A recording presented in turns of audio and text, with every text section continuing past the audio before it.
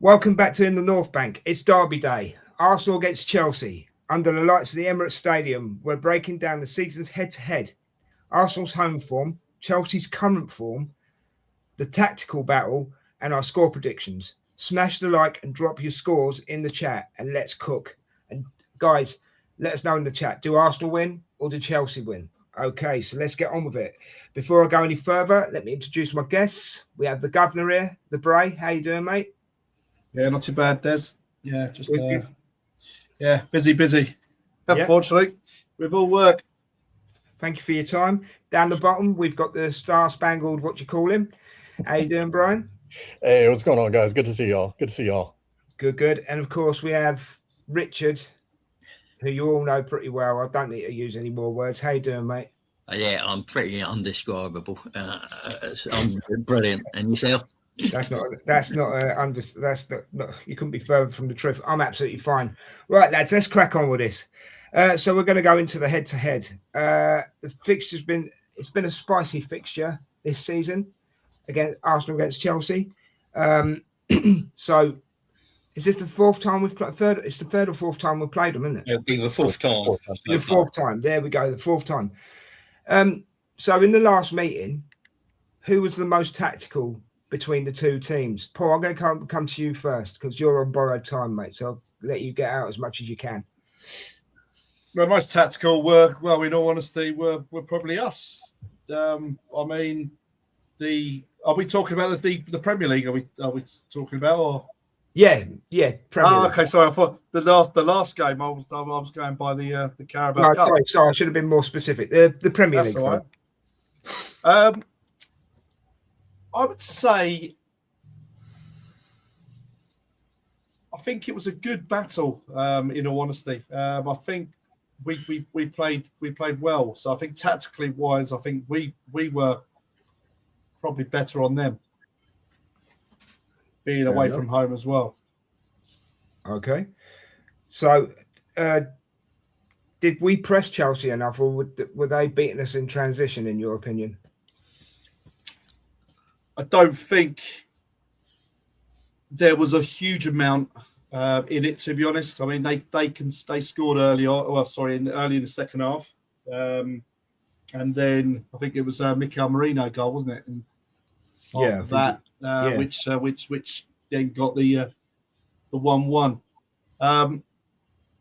Look, we had a proper makeshift defence on that day as well. So we come into it quite barren in quality. You look at, say, Calafiori, Hincapié, Mosquera, and Timber at the back. And then when you then suddenly look at it, you think, Christ, there's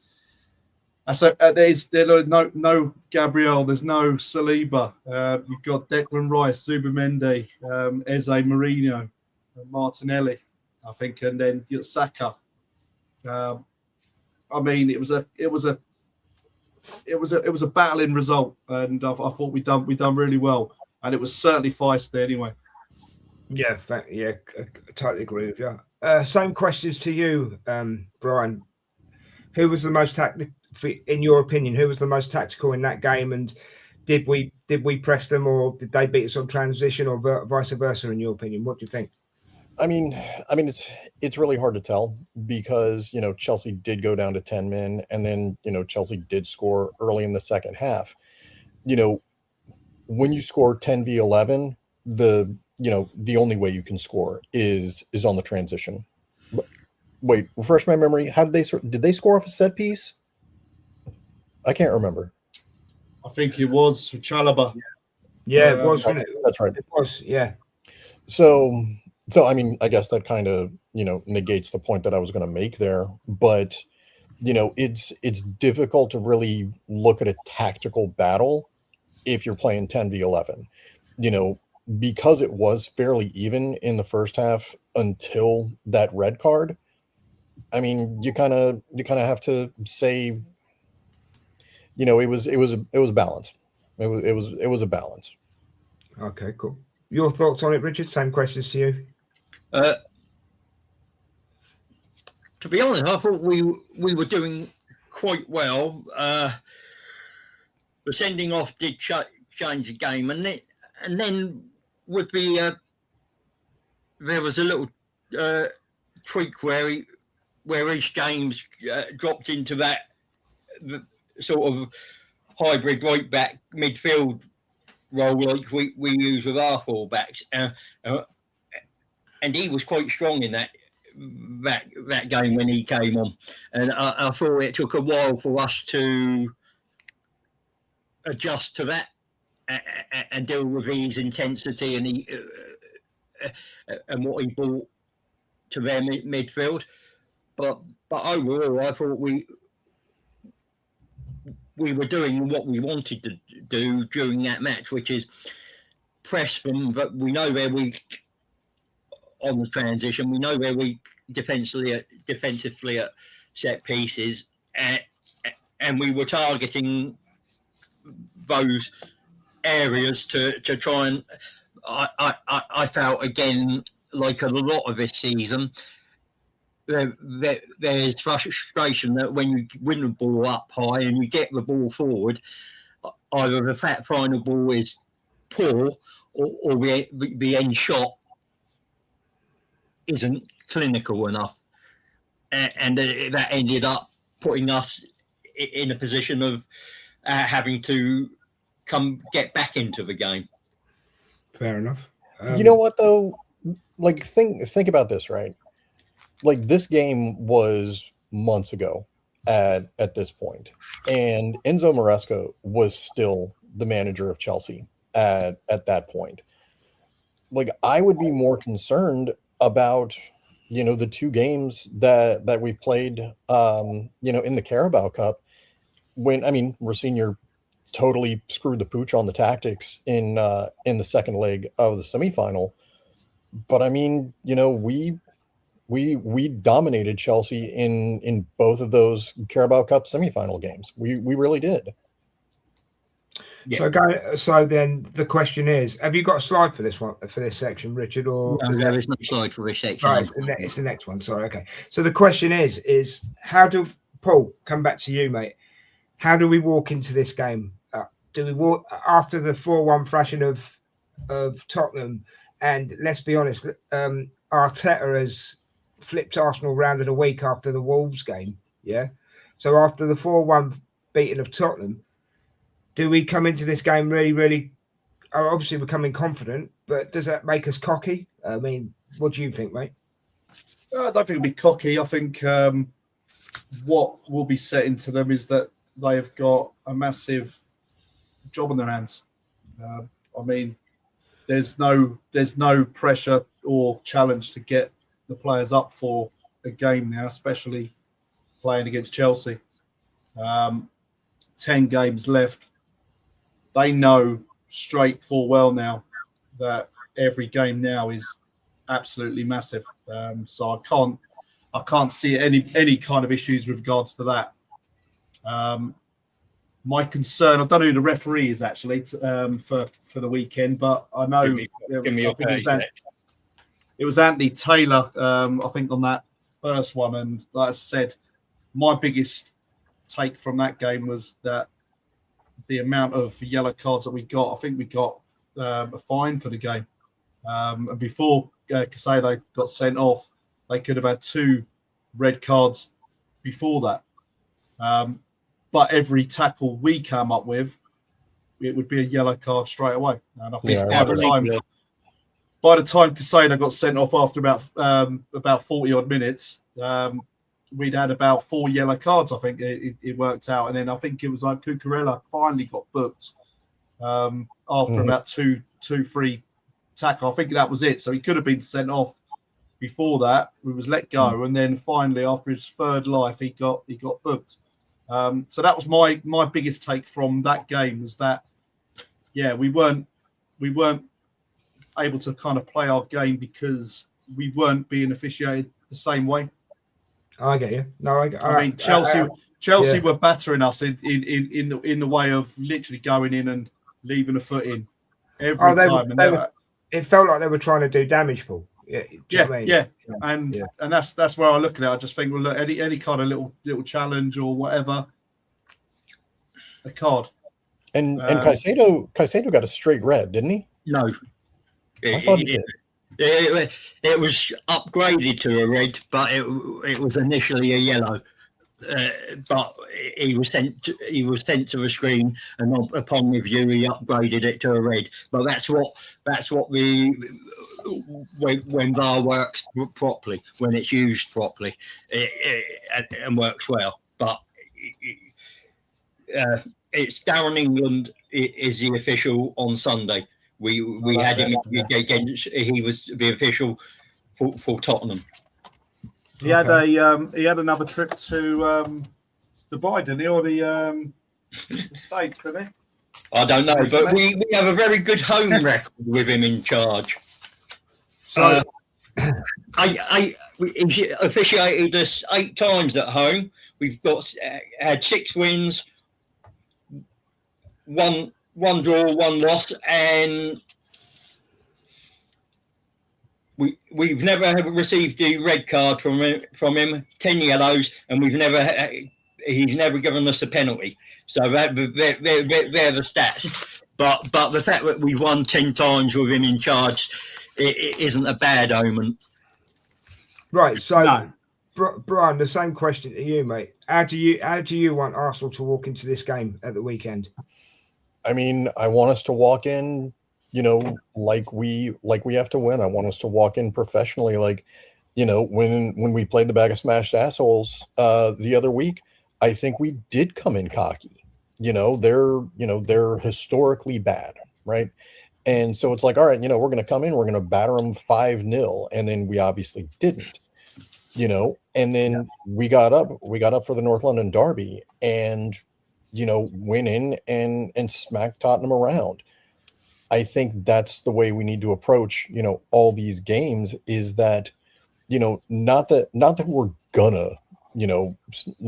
gonna smash them, but like we want to smash them. But it's like there's a completely different mindset there. I was just going to say, it's like what Paul said, though. Every game is a cup final. We need 3 points from every game now, don't we? So that must change your attitude a bit, does it? Does it not? No, we have to give them the respect, knowing that they have players that can hurt us. But we've got to go out there and be professional. And there are certain players like Gyökeres who bullied, especially for his goal and the assist in Ezra's second goal, who was bullied the defenders. And you've got no Fofana, no Cucurella, so that means either Gusto's going to play left back, and there's no Reece James or Esteval. So and it's either Gusto or Hato, and that's not a decent. I think it's not probably Ashapong, Tosin, and Badiashile are the centre back options he's got to choose from. Now, Achapong is quite a youngster, so there's a real opportunity for Gyökeres after his performance against Spurs to go out there and put himself about a bit like Didier Drogba, be a handful, and make sure they know they've been in the match and get on the score sheet even. Well, does Rosenior typically play with a back 3, or does he play with a back 4? Like a back 3 with wingbacks. It's back 3 with wingbacks, isn't it? Yeah, that's what he played in the 2. How he played, but he could change it up. But he'll go with what he'll always default to what his preferred system is. Paul, what did the managers take into this one? What lessons do they take into this one, in your opinion? lessons from Arteta, I would say, is that he has to make sure the players are ready and willing. I think there also has to be the willingness to almost play the fresher players as well. I look at Mosquera coming on for Timber at the weekend, and there's a different sense of hunger. There's a different sense of energy when someone comes on. I put it the same thing with Declan Rice as well. Slightly off or overcooked, just in general, just of amount of game time and playing time, where they're kind of just they seem to be struggling. I agree with you on that, by the way. Yeah, Timber. I think certainly at Molineux, I think he got whacked. And you look at it, and you just think it just doesn't look the same kind of player. I mean, the Molineux game was crazy. I mean, it could not put a pass together on that game, and yeah, it kind of continued a little bit into the North London derby. At times, it was better, but as I said, it was one of those where it just looked a little bit leggy on that side. So I'm hoping that his eyes have been opened a little bit on that side, and that he can be a little bit more freer and allow those kind of changes and the players in and around the team to come in and do a job and get those minutes. I would say Rosenior would probably be more, it's always ifs and buts, isn't there, with him? Should we have gone more attacking or not? I mean, they didn't try. No, yeah. And that's probably his regret on that side. He's probably wanted to keep us out more than going for it when it really mattered. But yeah, that'd be my take on that. Richard, do you agree with Paul, or have you got more to add? A little bit more to add. You see, I don't think coming to the Emirates, sitting in the mid to low block for 60 minutes works for Chelsea. They can't defend. Their best defenders is out. So if I was Rosenior, I'd be looking at keeping the ball up in our half of the pitch and nullifying their weaknesses. And I wouldn't be playing out. I'd be getting the ball up into our half and bypassing that midfield. And just trying to win second balls and making it ugly and scrappy, because I think that's where, if they're going to get any type of a success, that will be where it is. Otherwise, even with Caicedo, it will probably be Santos and Fernandez. They didn't in the first in the games that they played dominate the midfield until they put an extra body to overrun us. It took them to put an extra body into midfield to win that midfield battle. Yeah. So that's how I'd see it. I think they can't. They're in a position, because if they don't go for it, there is every chance they're dropping out of Champions League contention. And if they go for it and open up, we rip them apart and they're out of it anyway. So it's which stall do I set out for him? And he's got to get that right. Yeah, that's cool. That's cool, mate. Do you agree with the guys? Brian, have you got any more you want to add? Or, just say how you feel? No, Rich actually kind of stole what I was going to say there, as far as, teams that come to the Emirates, and if they try and run with us, we rip them apart. Rosenior, yeah, he knows he got the tactics wrong the last time that he came to the Emirates. So I think because he is an inexperienced manager, I think it was with Strasbourg for like 2 or 3 seasons maybe, if that. And then all of a sudden, he got bumped up to one of the biggest jobs in the Premier League, if not the world. You know, I think that he's going to be a lot more, what's the word? Like, I guess a lot more sensitive to the criticism that he may be getting from the media, from the pundits, you know, from social media. And so I think that, yeah, he's gonna try and open up, because the way they sit right now, you know, talking about all the injuries and everything like that, yeah, their attack is a lot better than their defense. And so I think that the idea that they're gonna have is they're gonna go out and, you know, try and score 3 and hope that we only score 2 or 3.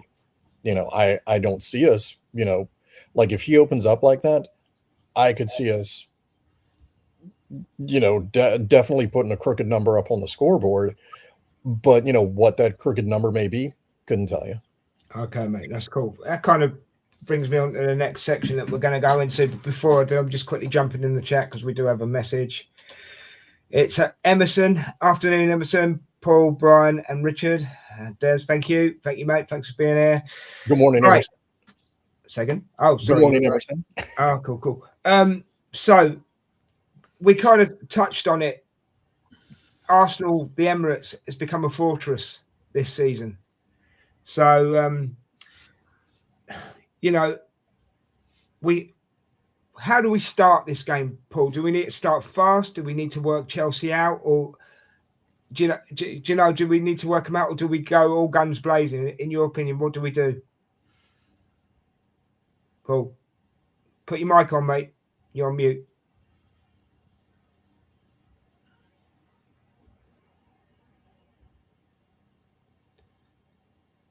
Paul, you're on mute. Sorry. Sorry.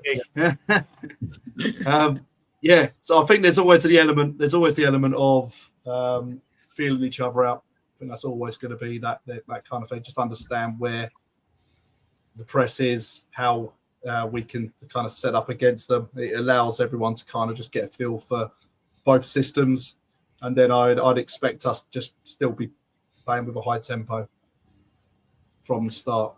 I think there's that little period, and then it suddenly starts becoming a kind of football match or whatever like that. I don't think it's going to be a total mad chaos run start to the game. I mean, a goal will totally change that, but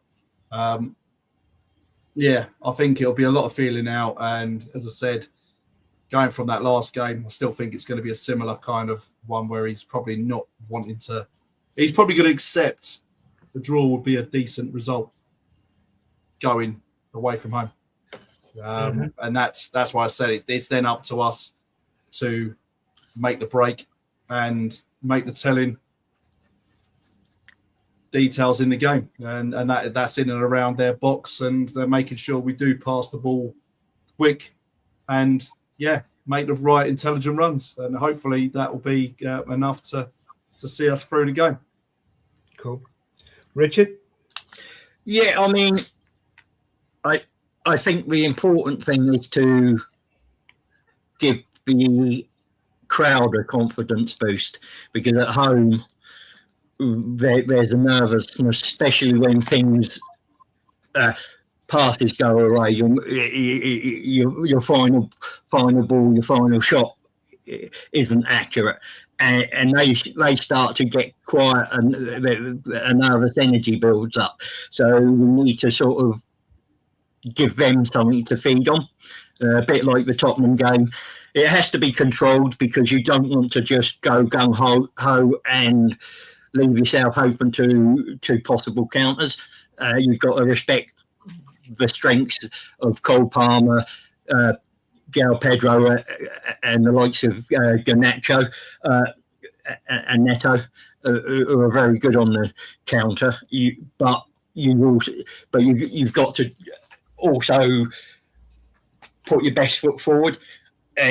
And when we purr and we're on it, going forward, we're pretty strong. I mean, our home form, we're scoring about two and a bit goals a game at home, and we've conceded less than one a game at home. So So we know what our strengths are. We've got to play to them.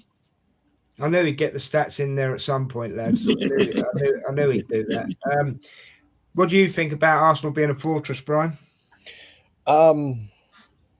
Yeah, sometimes it does get a little quiet. Sometimes it does. You can definitely hear it on the TV. I'm sure Paul, you hear it.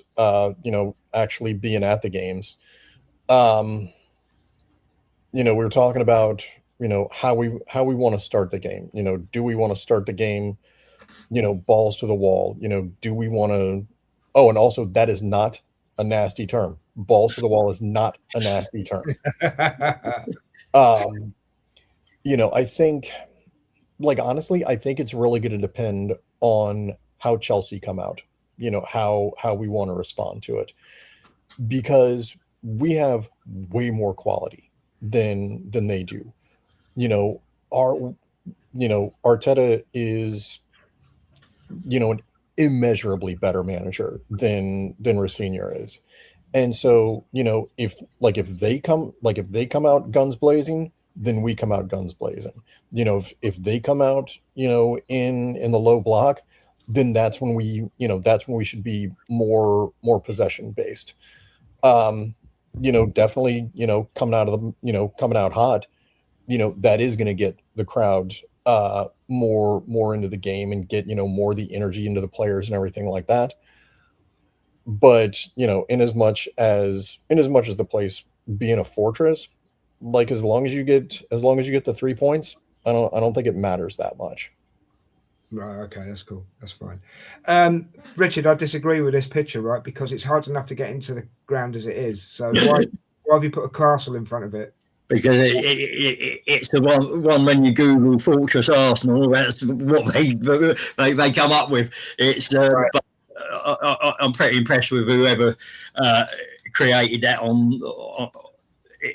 and it did for this segment. It gave that imagery of the Emirates being a fortress, which, if you think, we played 13 games, we've won 10 of them, we've drawn 2 and only lost 1 at home this season.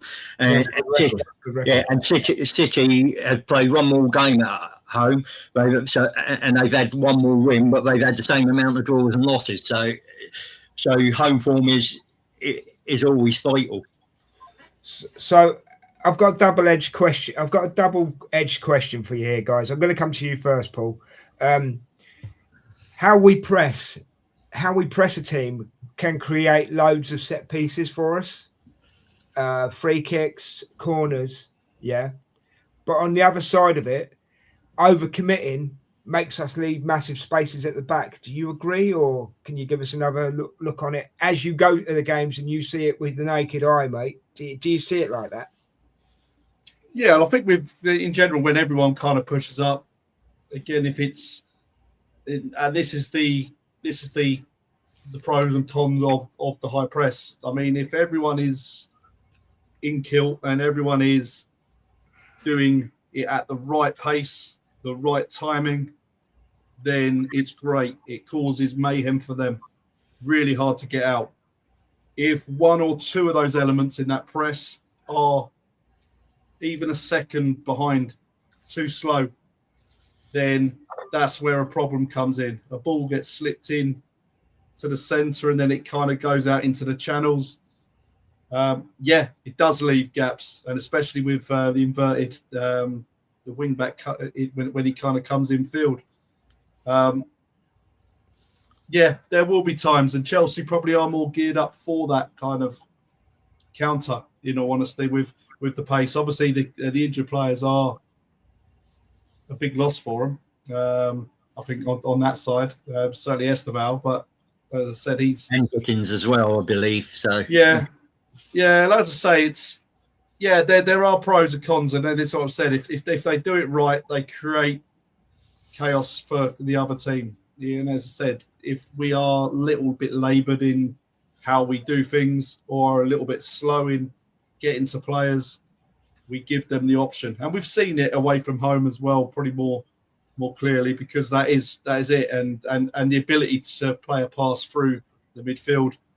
I mean, it only takes Rice to kind of pop up midfield a little bit more, and then you're basically running on the defence or Zubamendi, or it's you look at it and just you can see it at times, but majority of time it is controlled, and certainly at home, I think it is. I think the only time where it went a bit wonky at home was that Man United game, and that was that. The result obviously followed it up, but as I said, it's one of those where you do it right.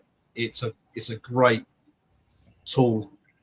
If you don't, then you're open for it.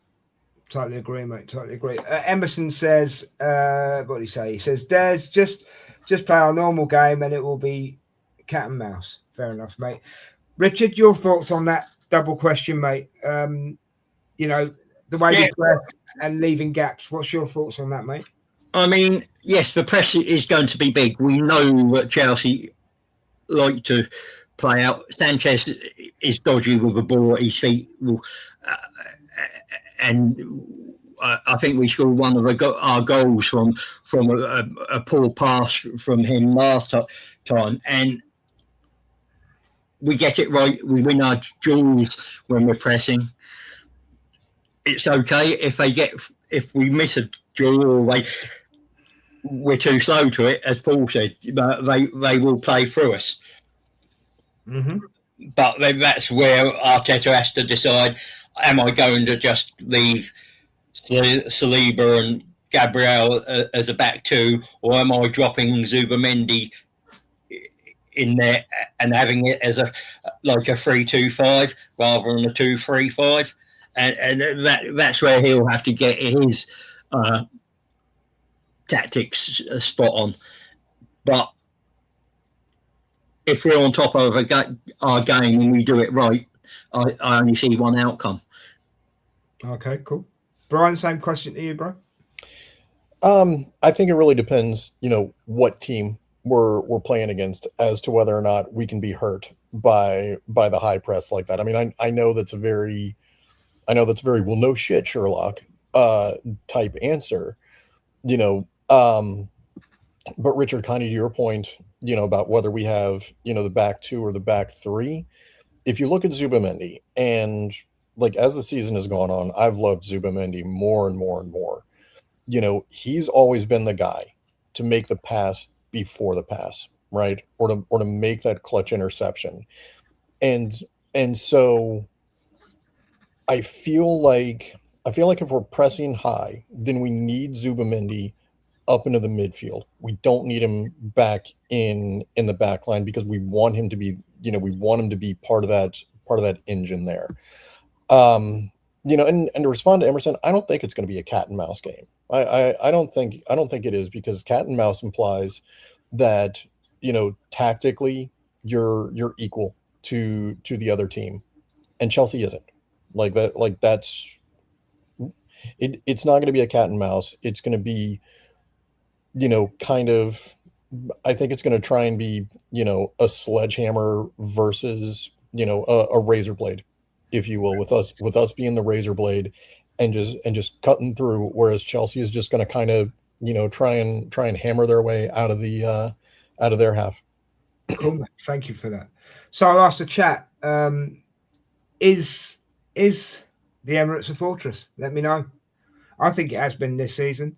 I will say one thing before I move on to the next bit. I must admit, I want us to start faster. I know quite a few games this season we've been working teams out, but I just want us to start faster. We've got the players to do it. If you can get it done in the first half, get it done in the first half. I know that's a really, really simplistic way of saying it, but that's how I see it. So chat, is the Emirates a fortress in your opinion? Let us know in the chat. So we're going to go on to Chelsea's current form. So this is a nice little slide that Richard's put together. Can you, before I ask any questions, Richard, can you quickly describe this slide for us, mate? Yeah, it's Chelsea's form over their last 10 games. And as you can see, there are more draws and losses in it than there are wins. And just just having a look at their away form, they're averaging 1.69 points away from home, and they've got a 46% their away win percentage is slightly higher on their home at 46%, but yeah, that is still low for a team wanting to Champions League. challenge for Champions League spots and all titles, as they thought they were at one stage. Right. Okay. So again, it kind of leads me into a double question for you, Paul. Right. What, in your opinion, what are Chelsea doing well right now? And we all know where they struggle with defensive and concentration, and possible game management. What take have you got on that regarding from Chelsea, mate?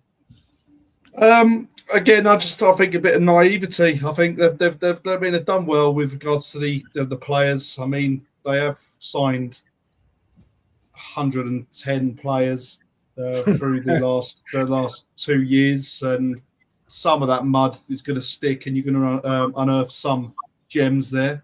Mm-hmm. Yeah, look, they've got a lot of decent young players, and with that comes a bit of energy.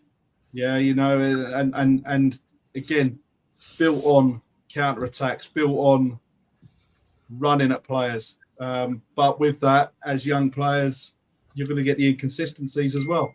And that's probably what's really killed them, is that inconsistency of not having the experience to do what they're doing. But as I say, they've picked up some decent results through the season. It's just literally you don't know what team really will turn up. Yeah, like I say, in that semi-final, like I said, it could have been. I mean, we should have been off the park 4-0 in the first half, and we end up 3-2. And it flattered them, didn't it? Yeah, and you look at it like that, and you just think, well, look, we could have absolutely annihilated them. But then, yeah, we've let them in, so they have got players that can do us a misservice. But it's one of those.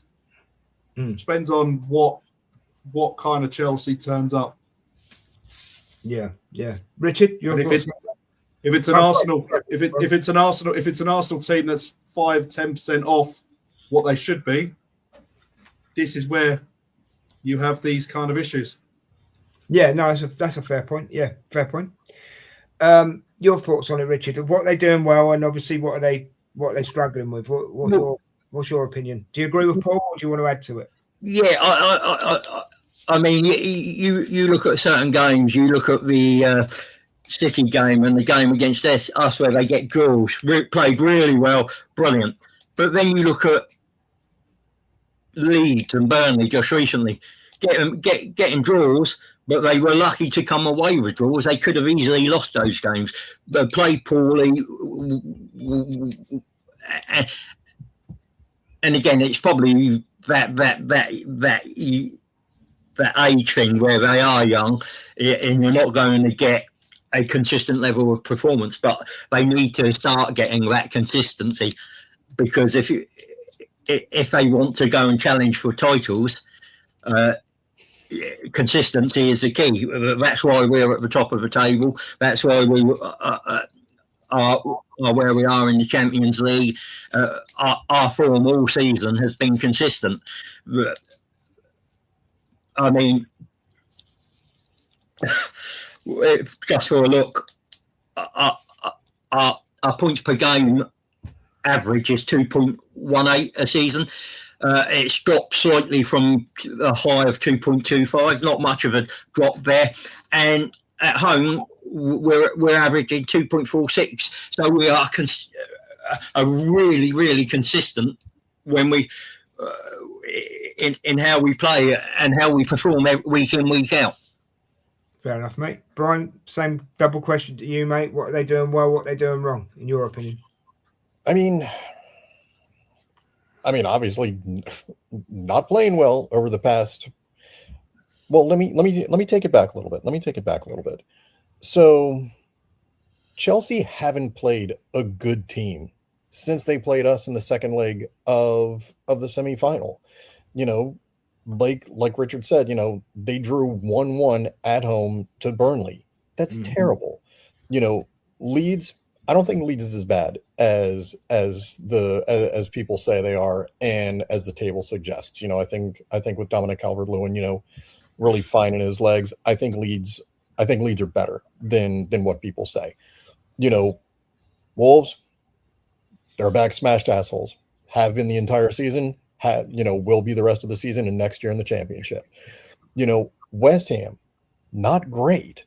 You know, Palace, they're not great either. And so, you know, I guess really the only thing that you can say is that, you know, their attack is decent because, you know, when they've won, you know, they beat Wolves 3-1, they beat West Ham 3-2, and so, you know, they are getting the production.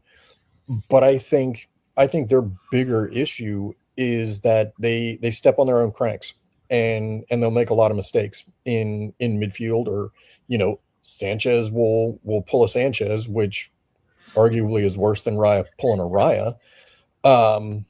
You know, but I mean, it's really hard to say. It's really hard to say. Okay. Right, Aisha has joined us. Hello, Aisha. She's full of compliments as usual, Richard. Oh, Jesus, I was having a bad day at work, and then I came on YouTube and found you Muppets here. There's no Muppets. You must be Kermit. I must be Mr. Yeah, there's no Muppets here, mate. Don't worry about it. Right, yeah, so, yeah, right, okay. We were talking about Chelsea. Sorry, I nearly fell asleep because I'm bored about talking about them, to be honest. But there we go. That's just me.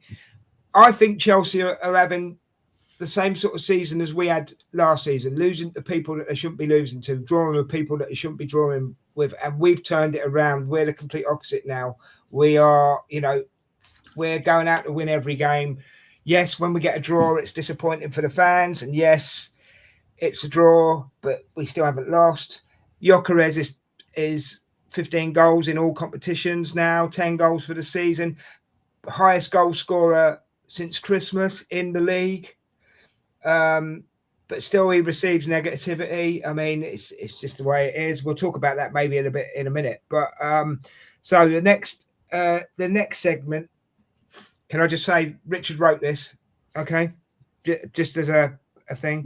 This is where it gets nerdy. Mikel Arteta versus Enzo Mosquera. Control versus chaos. So you want to bring up a chalkboard, Richard? Can you please explain your chalkboard? Yeah, the chalkboard I had, and I'll do it. I can't bring it up on here. It's not working. Oh, right, okay. Because it's being a pain. Which is I've got 4 slides here, and this is how Chelsea set up, which was a sort of a 4-2-3-1 last time in the when they came to us, and then they 4-2-1-3, and then it showed how they where we got quite a bit of joy down on their left wing, and then it shows where Chelsea got a lot of joy by bypassing the midfield and sort of targeting the right back area where Timber tends to get forward quite a bit, and they were trying to isolate whoever was out on that left wing, isolate Saliba with him. And it's showing how each of those tactics worked, and what the shape was when it was good, and what the shape was when it didn't work, and why it necessarily didn't work. It doesn't quite work when you haven't got the slides, Rich. Yeah, that's an issue. They wouldn't load up for some reason. No. I get the point you're making. So basically, we're looking at here. It's the build-up patterns, isn't it? Against the mid block. Yeah. Paul, what do you think about tactically how we played against them last time, and will we do the same again, or do you think we'll change it up again, Paul? You're on mute again, mate. Yeah, sorry. There's a big difference from playing at home to playing away. I mean, we done well in that game away from home. Yeah, we were finding space, but again, Chelsea were breaking up the play in any way they could. And if they could give us a kick, they would. I expect the same kind of thing. I think we'll be looking to kind of play into wide areas. And again, with probably Trossard coming in, and he's probably going to be cutting in and doing his normal thing. Yeah, I think it's going to be a standard kind of display with how we actually deal with teams at home. I think we will go for them, and I think we will get space behind them as well. I don't think they can shut us out without the players that they've got missing. Yeah, I get you. Brian, I nearly forgot your name there for a second, mate. Right, I'm coming to you now. What's your thoughts on the mid block against us from Chelsea? How are you feeling about it? I mean, I think Saka, I mean, of course, Kukureya's not playing, but Saka ate Kukureya's lunch for him, took his afternoon tea, took his mom out for a nice seafood dinner and never called her again. Loves playing against Kukureya.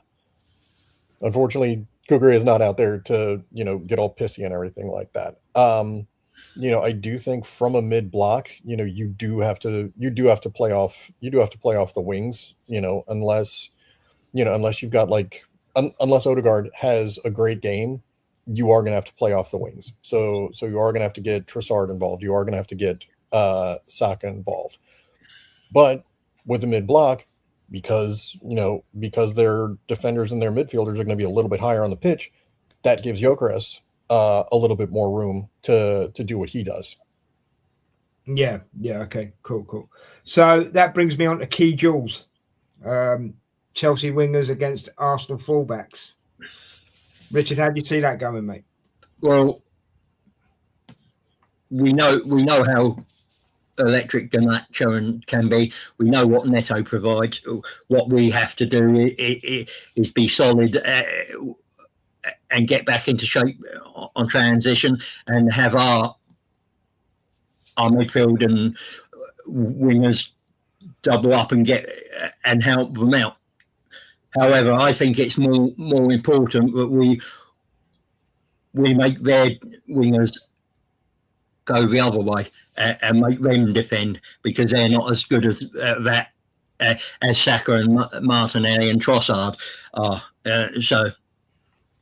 Okay, cool. Did I ask you key duels, Brian? Or no, it was the other one I asked you before, wasn't it? What about the key duels for you? How do you see it working out, mate? Brian? Who, me? Oh. Yeah. You're the only one called Brian. I didn't hear you say Brian. Oh, okay, well, turn your hearing aid up then, will you? Yeah, no, right. I think I think Garnacho is good on his day, but he doesn't have a lot of days. That's what I feel like it. Fair comment. Is Cole Palmer injured again, or is he? No, he's available, but I expect him to play sort of a 10 or an 8. I mean, I think whoever Palmer is going to go up against, I think that's going to be a key duel, because Cole Palmer's their most dangerous player. Hands down, he's their most dangerous player.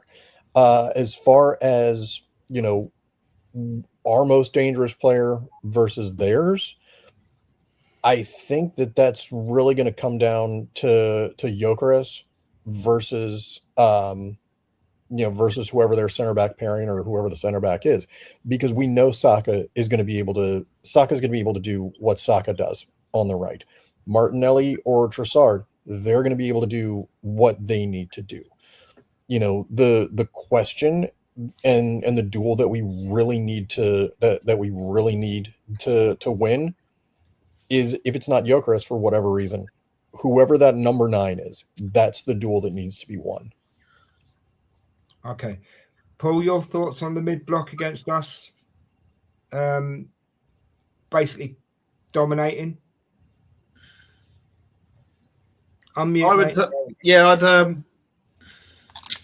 as I said, it's nothing unusual. I think, as I say, we'll be fine as long as we keep the ball moving quickly. We keep moving it side to side, looking for those runs into the channels, into the half spaces. But again, we just have to have that little bit of intelligence. And as I say, you need that little bit of luck. And if there's a little bit of luck that kind of goes even Gyökeres' way, where you kind of, you get a bounce that's the right, we don't often get that. And I talk about like where you suddenly look at where a ball get ricochets or whatever, and it goes into the path of. It's like City used to do it all the time. I literally have you work it there, and there'll be a ricochet off 2 players, and all of a sudden it'll land at someone's feet. And we don't always tend to have that. No. So, yeah, no, I said I think it'll be good. I think we've got enough about us, and if we are moving the ball around quickly, look, Reece James does look like he's gonna be playing.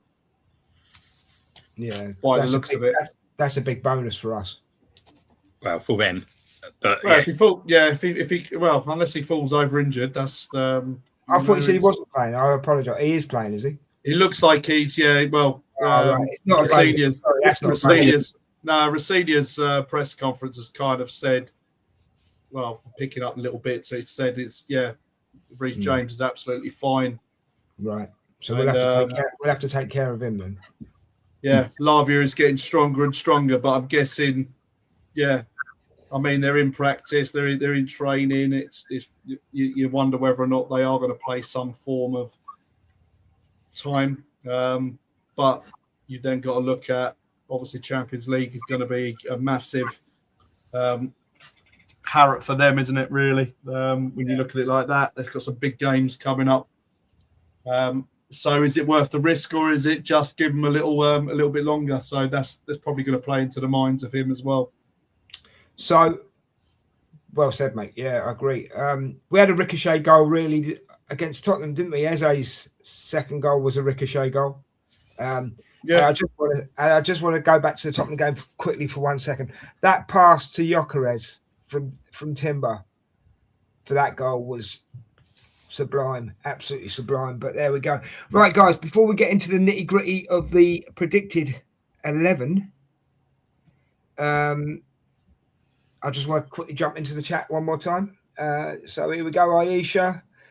Who let that yank talk for that long? I thought we were suddenly watching Saturday Night Live.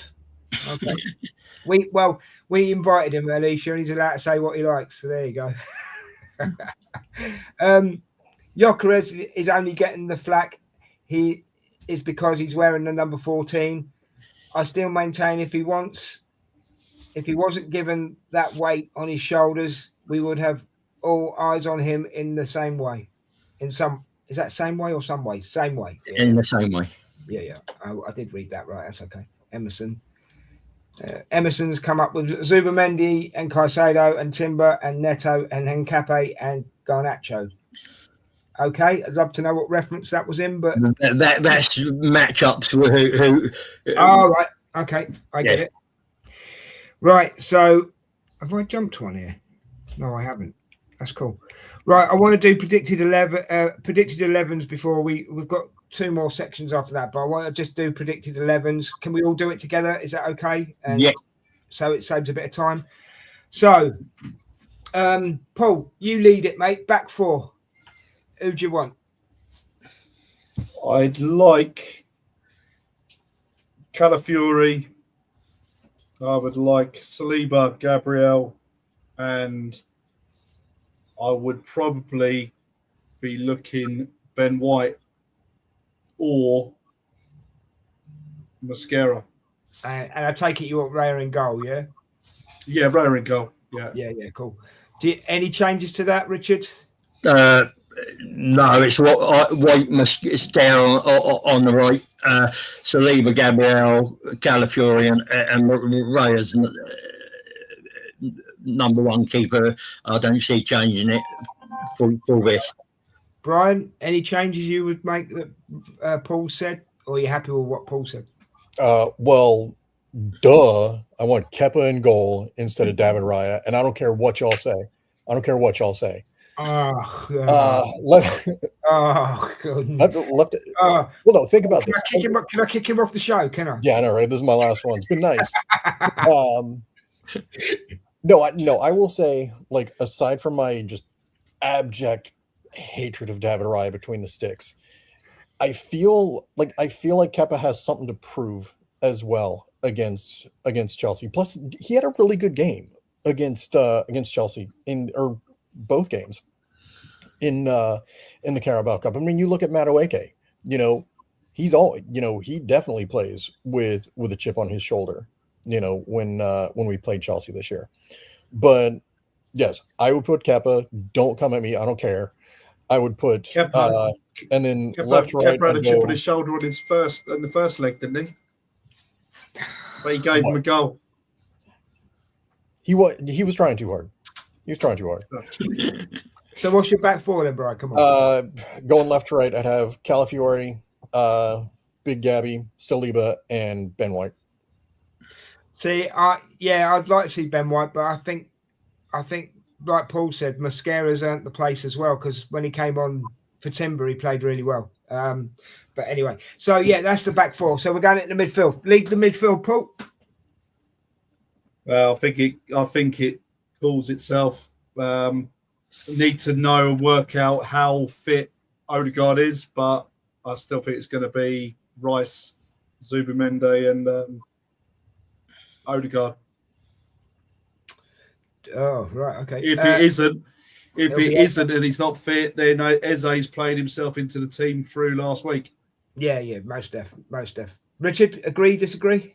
I agree. I mean, if I was to, the only if you were to switch it up, you put Madueke out on the right, and you put Saka in if Odegaard's not fit, but that would be really harsh on Eze, considering. But for me, if fully fit, it's Royce, Ubamendi, and Odegaard without a doubt, and then Eze, because he's earned that place. But if you wanted to just throw a curveball in there, that would be my curveball. Saka and Madueke interchanging on that right. Yeah, well, we'll get to that in a second. Do you agree with that midfield, Brian, or would you rather see Norgard, or because you like boring plays because you want Kepa in goal? So that's just because I don't like David Raya. Like I would like you in goal instead of David Raya. Okay, fair enough. So what would your midfield be, bro? So I would do the single pivot with the 2/8s. I would put Rice at the left 8. I would actually bring in Norgard for this game. I called it. Hear me out. Not because I like Norgard better than Zubimendi, because I love Zubimendi, right. But he's getting a lot of miles in his legs this season, and like we need to try and save him for the run in, and I would put Eze at the right 8. You go with the hot hand, and I personally don't like Saka in a 10 role or in a forward, a more forward box to box. In my opinion, he's much better out on the wing. Okay. Can I just add something quickly? Yeah. Newsflash, Brian. It's 10 games to go. It is the running. You know what I mean? It's not just the league. It's not just the league. We've got, and I don't think Des in goal is really going to help either. I beg your pardon. I'm just putting it out there. He might have done better with the Mawani one because he could fall on the ball. And no, Richard, we've You're not wrong, Rich. Like Richard, we've probably got 20 games left to play this season. We've got 10 left in the league. We've got, fingers crossed, 7 left in the Champions League if we get to the final. We've got at least 3 games, maybe 4. I can't remember the count in the FA Cup. So we need to save legs. We need to save legs. Aisha, give us your lineup as well. I want your lineup in the chat because Emerson's done it. I'm going to bring it on the screen in a moment, Emerson. Right. Players up front. Paul, who do you want? I'm going to go.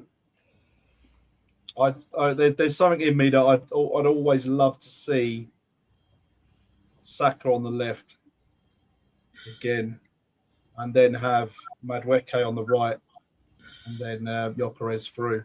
But I think he'll go with the standard, and that will be, I think, Trossard, Gyökeres down the middle, and then Saka on the right hand side. Can I just throw a curveball in there a bit myself? When he's played Saka down the middle, he's played quite well as well. Oh, and he's played, he's played what, 2 games?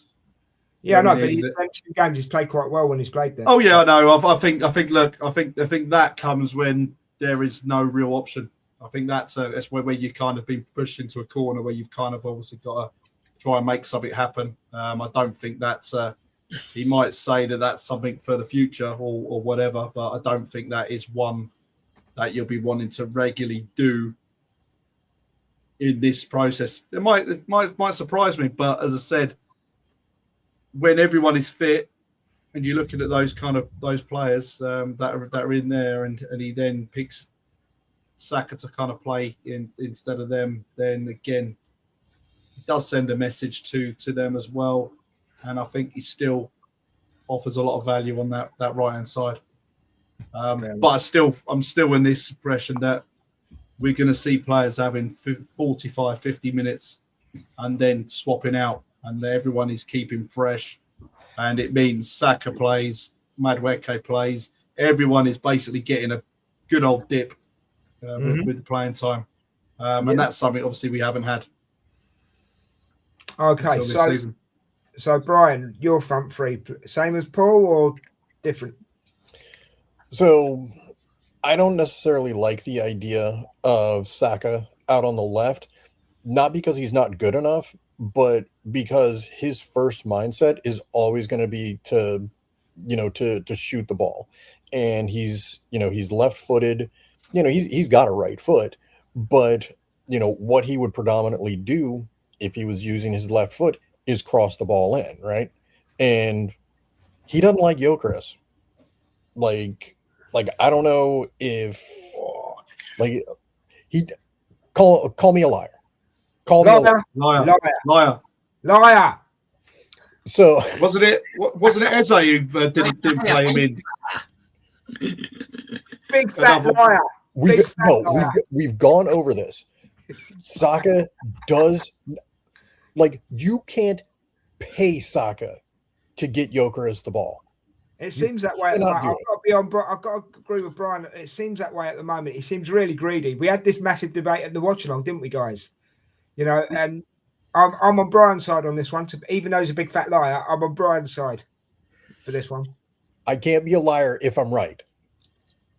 Yeah, you can. You can far away and say what I like, mate. All right. So anyway, I would put Trossard on the left. I'd put Gyökeres at the 9, and I'd put Madueke. I would start Madueke. Okay, fair. I would start Madueke. Richard, the floor is yours.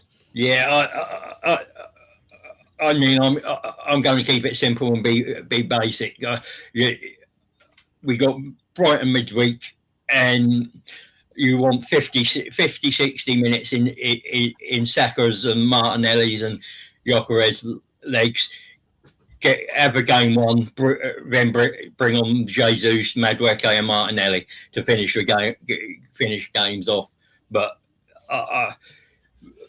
they're my starting 3: Trossard, Gyökeres, and Saka. I don't see him changing it that much. When's Havertz supposed to come back? They were hoping he was going to be back for this one, but it doesn't look like it, does it? Yeah, he's in training, so I think they're going to do. He's come back. They're going to do another assessment on Saturday. So here's sorry, go on, Paul. No, that's it. So they'll be literally looking at him on Saturday and then seeing what he's how good he is. What's the betting someone gets injured in the warm up? Anyway, I digress. Emerson's gone for Raya. Sorry, Brian. Raya, Timber, Saliba, Gabriel, Hincape, Zubimende, Eze, Rice, Martinelli, Gyökeres, and Saka. He says that, and he's gone for the subs as well. Kepa, Miles, Mosquera, Madueke. Hold on. Did I not just? No, I didn't. Madueke, Odegaard, Norgard, Trossard, Jesus, and Dalman on standby. Yeah, he's playing in the under-21s tonight, I believe. And Havertz, if he passes the late fitness test tomorrow, you can guarantee he'll be on the bench. Okay, so these are questions for the chat. If there's anybody who wants to answer these, who's going to be the first goal scorer? Arsenal clean sheet, yes, yes or no? Let me know these in the chat, guys. And do you think anybody will get a red card? There you go. Sounds like you're trying to get set up to just confirm your bet for the game. Sorry, did I make it sound like that? Yeah, it looked like I'm 50-50 on that. I'm going down the bookings after this, lads. I'm off down. Yeah. You know, I'm off. There's his bet builder challenge. That's it. Yeah. I'm trying to make an accumulator, guys. Can you help us out? Emerson's gone for an OG, as always. There we go. We'll get into the predictions in a minute, Emerson. Right, Brian. We've come to the part of the show. Oh, before I go to Brian's thing quickly, don't forget, guys, give us a like, a share, a subscribe. This is In the North Bank. We talk Arsenal. We love Arsenal. And just give us a thumbs up and hit that notification just because you're here, basically, and listening to us lot waffle on. So fair play. Brian, it's time for your hot take. Are you ready? Shall I do the intro? Brian's hot take of the week. Be careful, you'll burn yourself. All right. Here's my hot take. Go on, quick, go on. So over the past week, we've heard rumors about City's charges, finally getting adjudicated. And, there's been this idea that they could have a 60-point, a 60-point deduction and, all this bullshit. I think that the only proper punishment for City, because they essentially cheated the league, like they cheated the sport, they ruined the sporting integrity of it. I think that the only reasonable thing is just kick them out of the Premier League. Just say, GTFO, and then to vacate, all the titles that they won during that period. However, I don't think that all the years that we finished second, I don't think they should give those titles to us, because at the end of the day, we haven't earned them. We haven't earned them. Well, exactly. Like the issue is not the football that City was playing. The issue is how they got the players to play that football. So yes, we finished second, but we finished second, if that makes sense. And if we took those, if we decided to take those titles, no, they'd have asterisks next to them. Yeah. I came up with an idea instead of a 60-point deduction, because I don't think that's a harsh enough punishment. I think they should be given a 25-point deduction for 3 years. Yeah, every season for 3 years. Drop down 2 divisions and a 5-year transfer ban. That would punish them.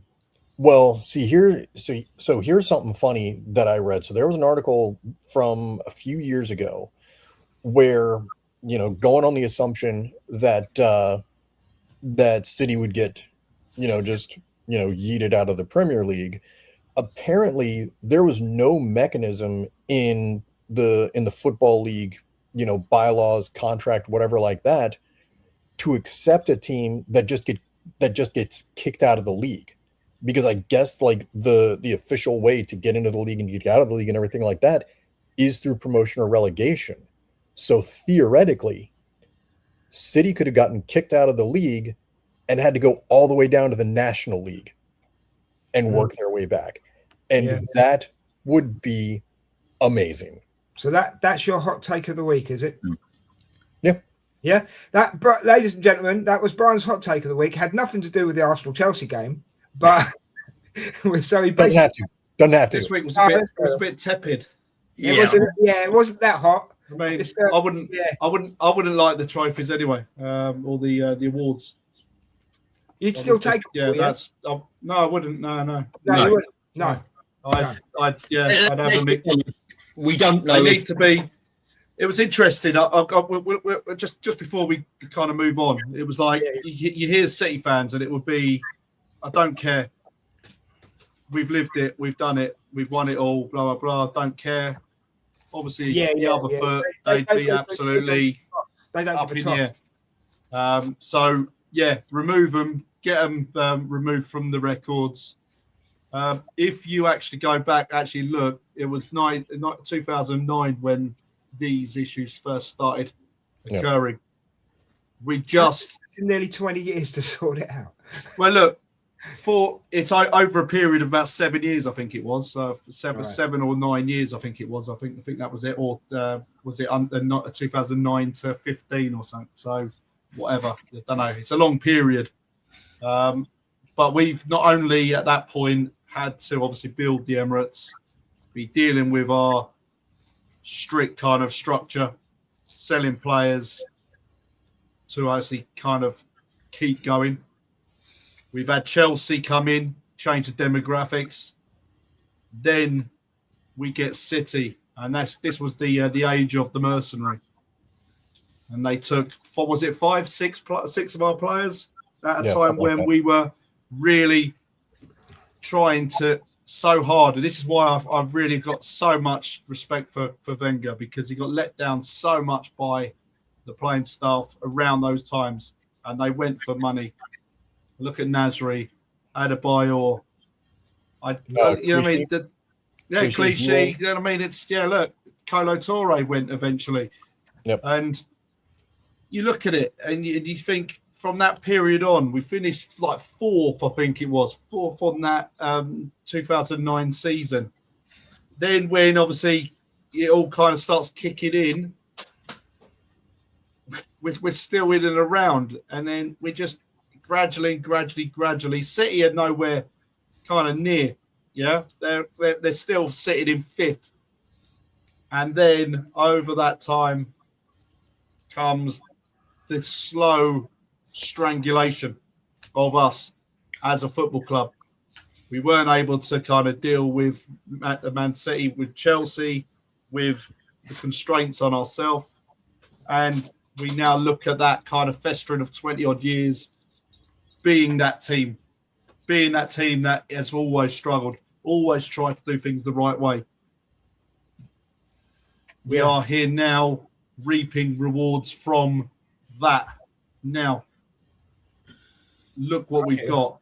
Imagine, just remember how bad it was to how it is now, and why you can't, as a supporter, back your team every week.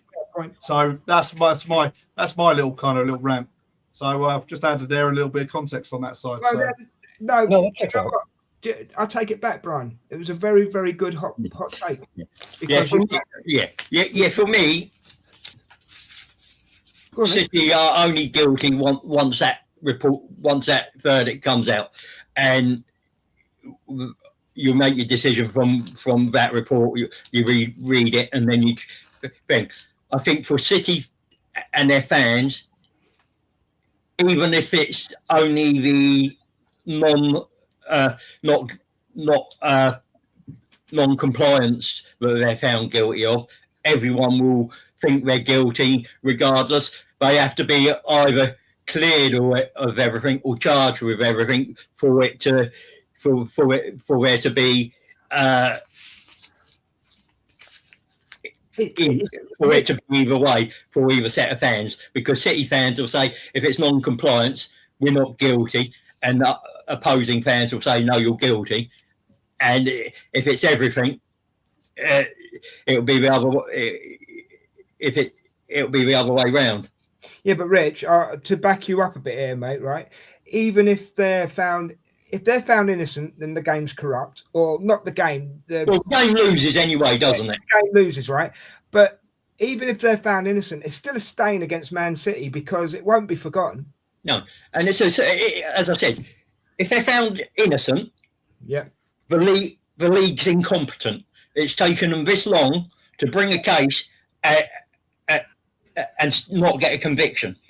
Okay. If they get a conviction, yeah, they're still incompetent because it's taken them this long. Yeah, and it took a European case to get the ball rolling. So, but if they were going to be cleared, of the charges, the verdict would have already come out. Not necessarily. You got to remember. Sure, it would have. You've got to remember the people overseeing this are QCs. This isn't their only job. They have hundreds of other cases. They're financial QCs as well, so they deal with corporate fraud. So this isn't their only cases that they will deal with. Right. No, I get that. I heard that guy, the Kieran Maguire, who come out and done the interview, and he said basically the guys that are sitting on that panel, it's so hard for them to get around a table together at the same point because they are senior people, like obviously well up and whatever. So getting them all around as well has delayed any form of. And you've also got. And I'm calling bullshit on that. I am 100% calling bullshit. Because City took the Premier League to task over the payments and the loan system. So right, but we're missing the overall point here. We're missing the overall point here. If you know that you didn't do anything wrong, I mean, I guess you could go both ways on this, but I mean, City brought in like an army of lawyers, it looked like a goddamn battalion of dudes walking into wherever the hell it was, because I saw a picture of it, and you don't fight like that unless you know that you're guilty. You just don't. And if City were going to be clear to this stuff, the Premier League would just want to clear them and move on. And don't give me that bullshit about, and this isn't bullshit from you, Paul, that this is bullshit from the media and everything like that. Don't give me that bullshit that these three guys can't get around a table. This is the 21st effing century. And I'm glad I put myself there. This is the 21st century. And this is probably their most high profile case that they have, and they know that. So I think that they've already come to the verdict. City doesn't like it, and City's fighting to appeal it. That's what I think is happening. Well, look, you go back to that period where, what was it? Was it last January, and they signed the group of like young players, about 4, 5, 6 young players. Yeah. Not in the kilt of what normally City would go and buy. That stunk of a team looking to say, right, okay, look, we're going to get these unproven youngsters in because they're probably going to save us from getting out of the Championship or whatever like that. And that kind of thing. If they got done, they would then have those players to kind of come in and almost prove themselves. Still dragged on and on and on and on. I had another guy about City were future proofing. That's exactly what they were doing. They were future proofing. But they said another guy was saying about the actual. Sorry, last one before the punishment. Points deductions over 5 years. Yeah, so whether or not that's 10 points, whatever, or 4 years, 12 points off for the next 4 years, and then also a 25 or 50 million pound fine per year. You can't Just But that can't just that remember. doesn't matter. you can't But hit remember Man City the- in the pocket. You can't hit that. But then, that's not punishment. but the FFP on that side, they'll always have that 50 million deficit to start with, and obviously if that is going over a period, that's more understandable. that's Yeah, then right. gonna then affect them more, where they're not gonna be able to spend the money like they've been spending because they've already got that in. The thing is, though, A points deduction isn't going to do any good though, because they're still No. playing with a FIFA Ultimate Team.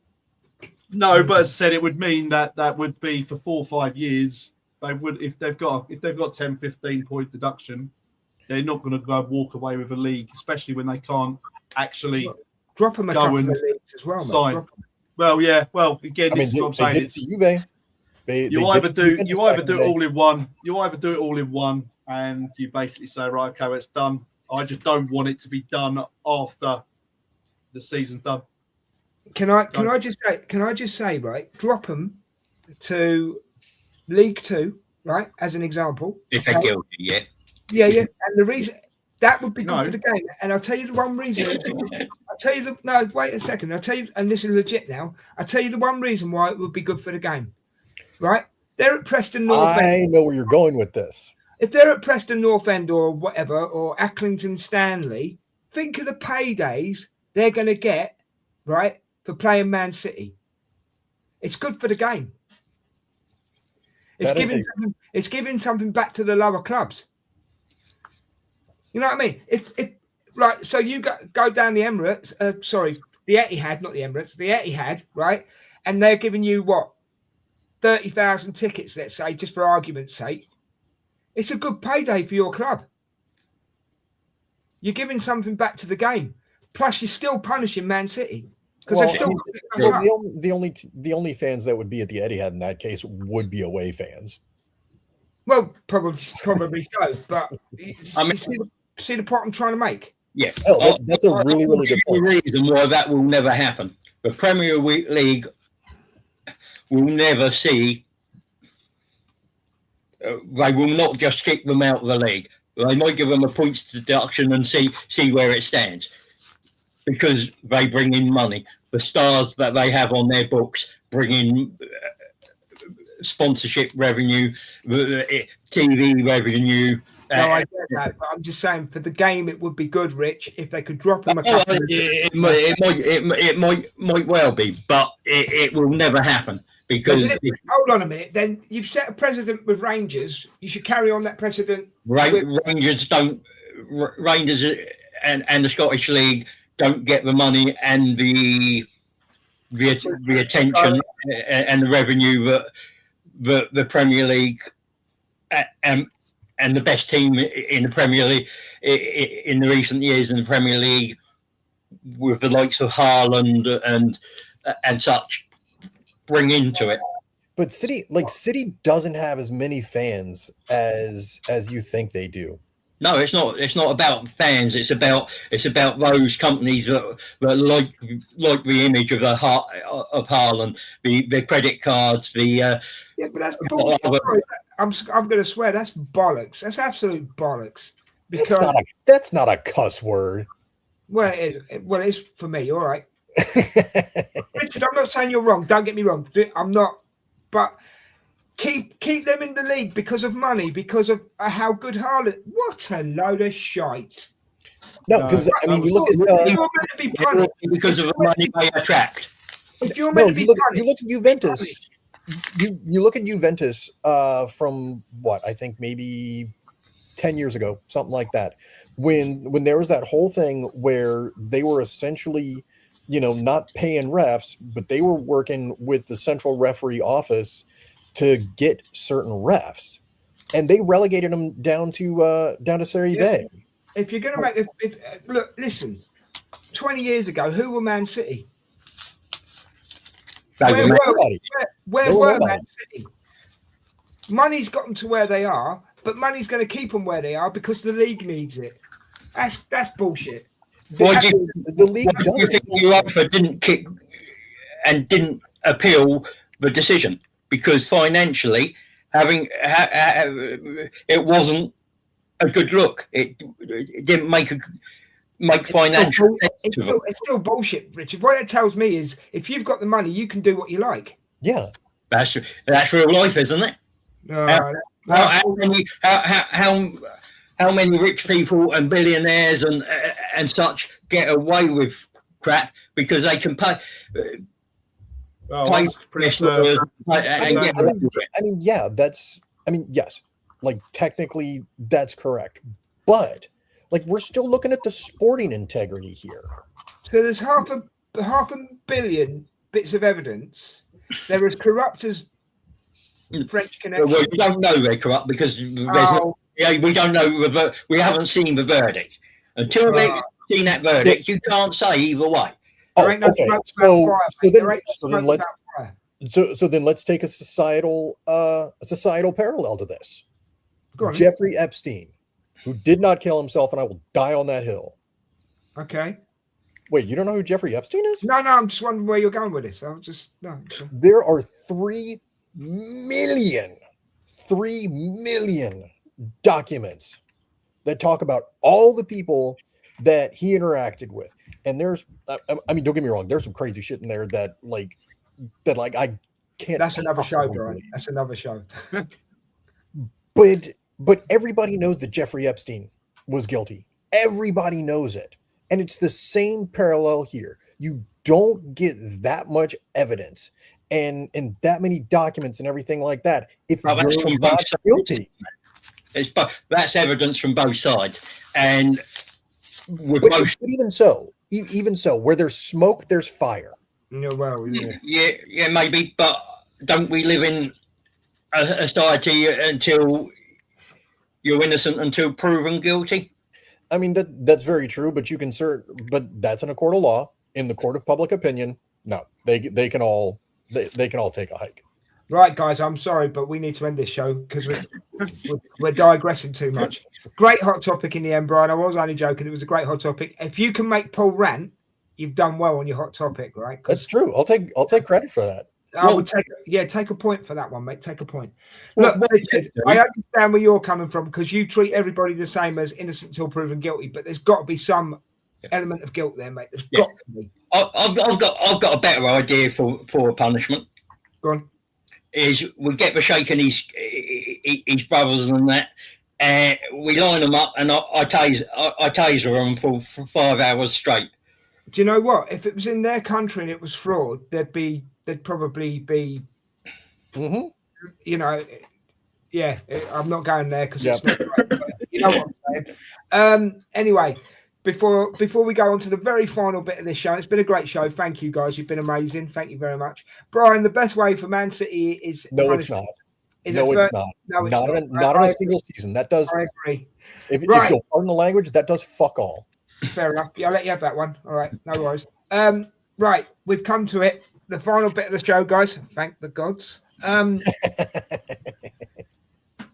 We're just going to go into predictions because we need to end this one because we've overrun quite a bit. So, Paul, prediction, please, mate. 3-1 Arsenal. Nice. Do you want to try and give us the goal scorers? Gyökeres with 1. Gyökeres with 1. Do you know what? I called it on Sunday. If you watch the shorts, I said, let's have a brace out of you, Gyökeres, and we got a brace. So I'd like another brace out of him, I've got to be honest. Brian, prediction, mate.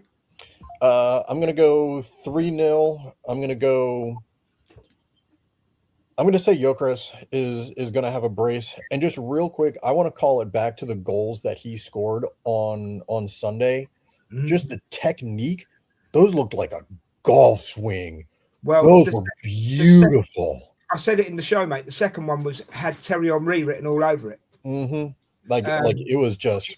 Paul, were you there? Were you there, Paul? No. I'm lucky to not. I nearly would end up being in the home end. Right, okay. I declined it. Yeah. Richard, mate, your prediction, bro. Your prediction. 3-1 for me.